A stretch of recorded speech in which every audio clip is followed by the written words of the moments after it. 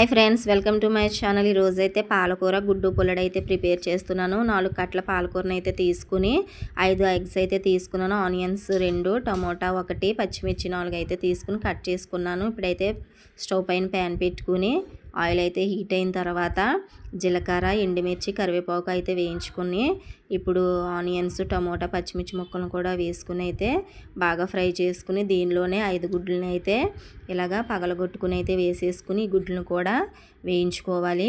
ఇలా వేయించుకున్న తర్వాత పాలకూరని అయితే చిన్న చిన్న ముక్కలుగా కట్ చేసుకుని శుభ్రంగా అయితే చేసుకున్న తర్వాత దీనిలో అయితే వేసేసుకుంటే బాగా మగ్గిపోతుంది. ఈ వాటర్ అంతా ఇంకిపోయేలాగా బాగా ఫ్రై చేసుకోవాలి. ఈ వాటర్ కనుక ఇంకకపోతే పసర వాసన అయితే వస్తుంది. ఇలాగ కొంచెం పసుపు, రుచికి సరిపడా సాల్ట్, కొంచెం కారం అయితే వేసుకుని వాటర్ ఇంకేంత వరకు బాగా ఫ్రై చేసుకుని స్టవ్ ఆఫ్ చేసుకుంటే ఎంతో రుచికరమైన పాలకూర ఎగ్ పుల్లడైతే ప్రిపేర్ అయిపోయినట్టే. ఈ వీడియో కనుక నచ్చినట్లయితే లైక్ చేయండి, షేర్ చేయండి, సబ్స్క్రైబ్ చేయండి. Bye friends.